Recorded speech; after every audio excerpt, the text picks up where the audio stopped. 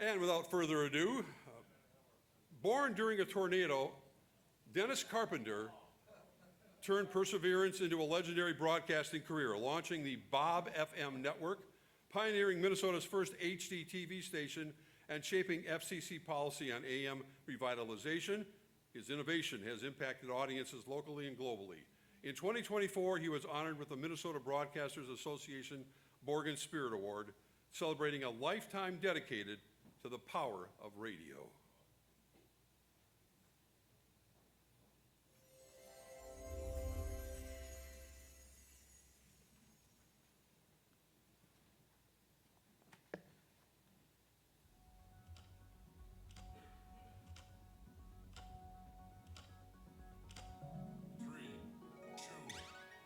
Born prematurely in 1951 and during a tornado in Bloomington, Denny survived for a good reason, to provide us with great radio.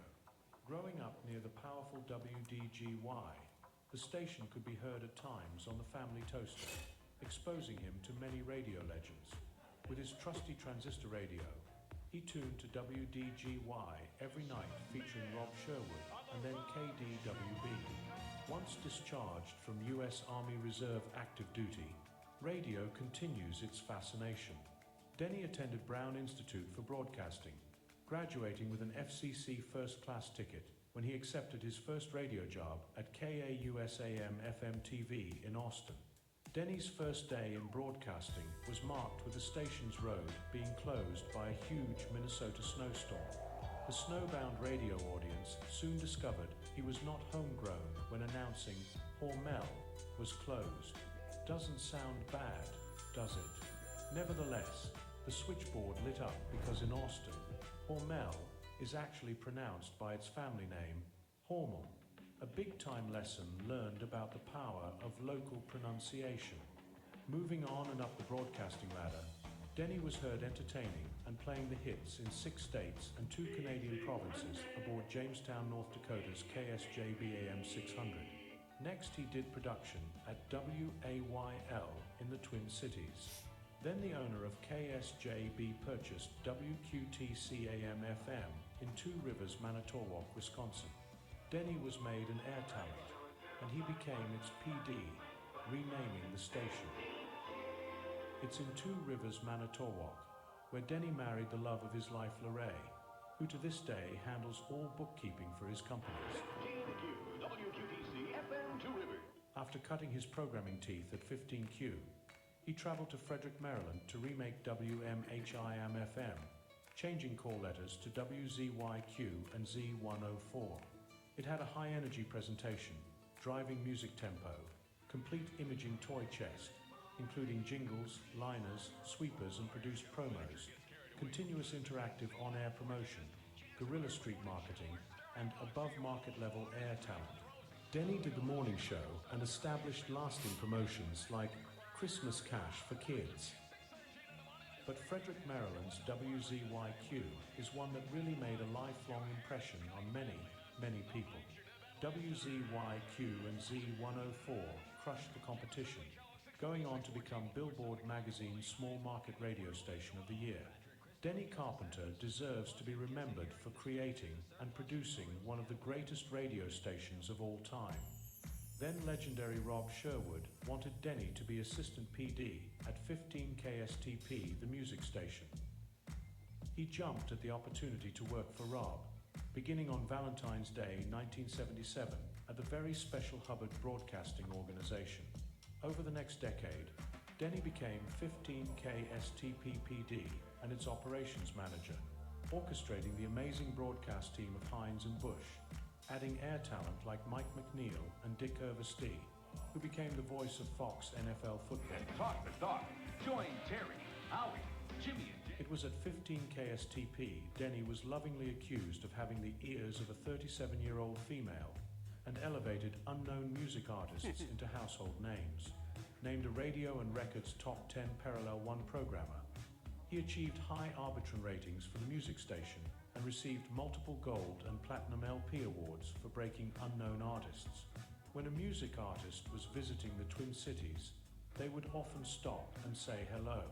Late one evening leaving work, He needed to squeeze between his and a cellar car parked tightly next to him. Laying in plain view on the cellar's passenger seat was a sizable commission check. Well, knowing how much he supplied that cellar with creative ideas, it was not long before Denny joined the KSTPAM sales department, and he made history, turning around the worst sales list and becoming the top biller at KSTPAM. Denny's reputation as a turnaround artist came to the attention of Gary Fries, the former RAB president and CEO. At the time, Gary was looking for a manager to oversee Transtar's B108 in the Twin Cities following a devastating rating book. The advertising community jokingly referred to the station as B.8, but it never deterred his decision, accepting the broadcast challenge as VPGM. Possessing an uncanny ability to spot future media leaders and trendsetters, he trained a staff to be great radio people. Call letters changed to KMGK, Magic 108 featuring format 41. Then he accomplished the impossible, constructing a new 1,100-foot tower. Revenue soared, and the station sold for a record amount, and Cool 108 was born. Denny turned his attention to the newly passed Congressional Doc 8090 bill, creating new radio opportunities. He surprised St. Cloud on Labor Day 1988 by launching a new radio station built from ground up, the unbelievable KKSR Star 96. Through his dedication to hard work, the station skyrockets its ratings and revenue and produces phenomenal growth. The FCC then approves his purchase of KZZA 107.1 in Glenwood, KSTQ Alexandria, and KYRS Atwater. FCC construction permits were received for Thief River Falls, Two Harbors, and Bloomer, Wisconsin. Additionally, Denny built St. Cloud's WCMN Channel 13 LPTV from ground up. Thanks to his lobbying Congress and the FCC, LPTV is authorized Class A status, a protected service. But don't stop there, achieving another broadcasting first with Channel 13. WCMN became Minnesota's first HD TV broadcast station. Denny next purchased radio stations KASM 1150 AM, KDDG 105.5 Albany, and St. Cloud's Minnesota Power Loon K KLN FM 103.7, together with KXSS 1390 AM. Later he helped construct and manage several Christian radio stations throughout Africa in Ghana, Uganda, and South Sudan, penning a letter to the FCC expressing the solutions to issues facing AM radio. The NAB took notice and invited Dennis and fellow Minnesota broadcaster Alan Kornstrom, who also expressed AM concerns, to Washington, D.C. for a discussion with the FCC commissioners and its chairman. From that meeting, the revitalization of the AM radio service was authorized. Thanks to Dennis and Alan, AM radio stations have the opportunity of adding a companion FM translator station. Dennis has a knack to serve niche radio audiences with formats and stations like Hispanic radio La Mera Buena, Christian radio station Hope FM, and 60s and 70s oldies radio The Big Q. HD radio stations Asia HD Radio, Bold HD, and Total Hits USA, name a few.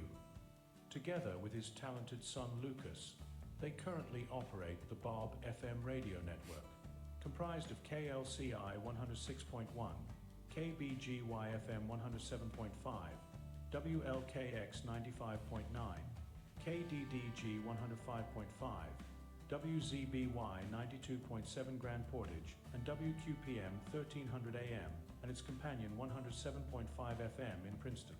72% of Minnesota can enjoy listening to Bob. Over the decade, the Bob FM radio network has awarded veteran organizations and other non-profits more than $4.8 million in airtime, a beacon of inspiration.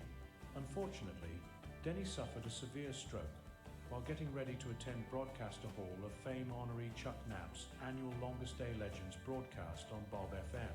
For a guy that could barely walk or talk, exceeds all doctors' stroke recovery predictions. Not 100%, but he has come a long way. Today, Denny spends a little more time with Bible study, fishing, working on his farm, and fills his radio time with the Bob FM network. Last year, during his stroke recovery, the family of Greg Borgen surprised Denny at the Broadcaster Hall of Fame dinner and awarded him the Borgen Spirit Award that he absolutely treasures, never dreaming the following year would bring nomination to the Minnesota Broadcaster Hall of Fame. Ladies and gentlemen, please put your hands together for a true broadcast pioneer. Please welcome our newest Broadcaster Hall of Fame honoree, Dennis Carpenter.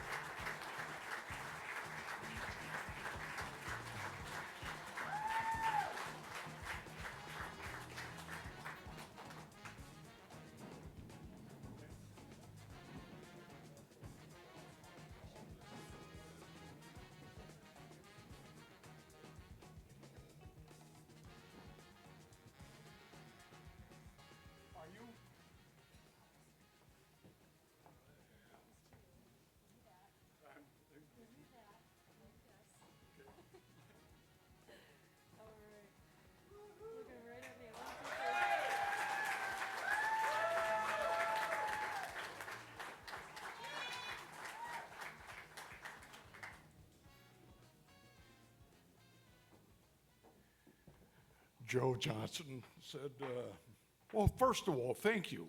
But he said, don't lean on the podium. It wiggles. And it does. Holy smokes.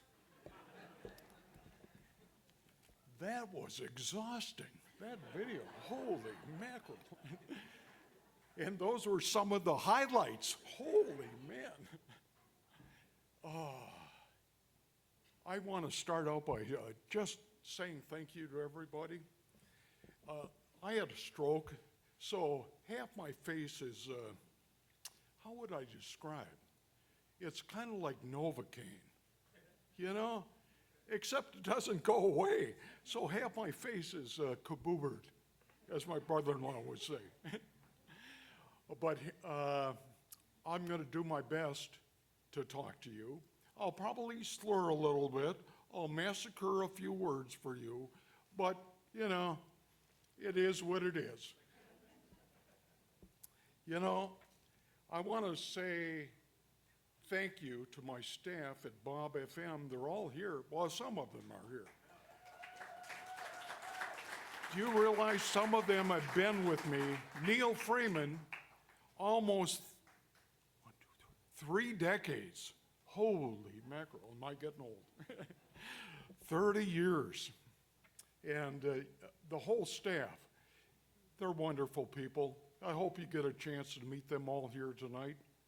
And Wendy and Tim, you did a great job wherever they all are. Joe, you did a great job. We don't want to lose Joe as he's kind of like the grand poobah of radio, you know? We don't want to lose him. But a few words and a few more thank yous. We want to say a special thank you to my sons, Zachary and Lucas. These guys have been with me a long time, since they were little tiny babies. I would bring them to the stations we would build and operate, and they learned broadcasting. And thank you for your tolerance. You know, just thank you. And the one who's been with me the most is my beautiful, beloved wife, Larae. I'll spell it. L-A-R-A-E. It's not Lorraine, it's Larae, like a sunshine. Took me a while to come up with that name too, but it is what it is. I thank you, honey. Do you know we celebrated 51 years of marriage, what, 2 weeks ago?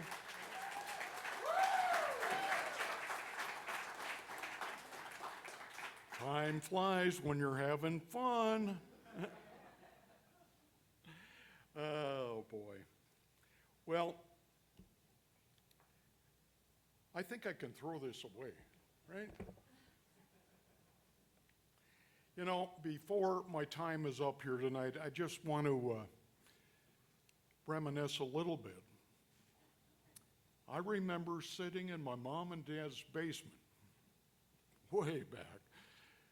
Dad had a woolen sack tape recorder that he borrowed from church, and I recorded myself. It's my first recording. Thought I was pretty smart, but that recording was about lima beans. I hate lima beans.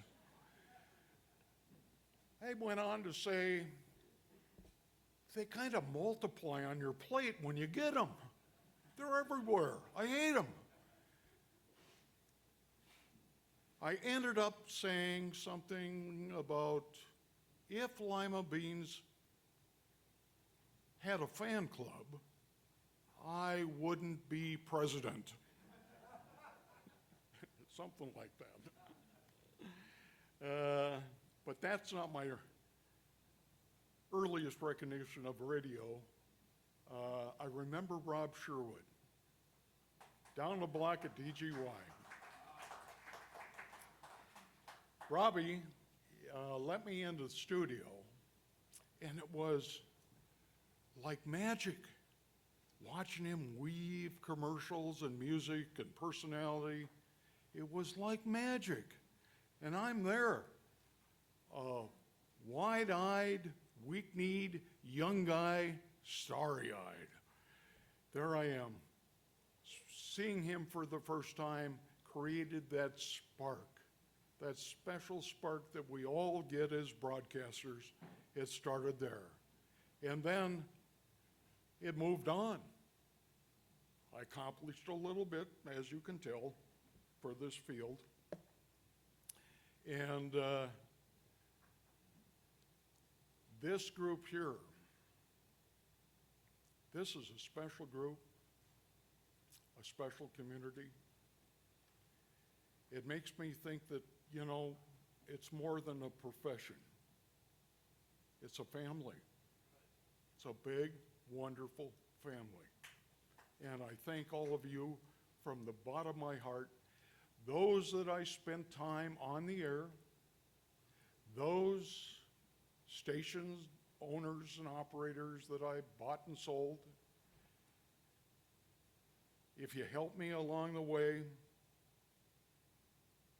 or if you just tuned in, I just thank you from the bottom of my heart. I promised I wouldn't do this. Thank you, guys. God bless.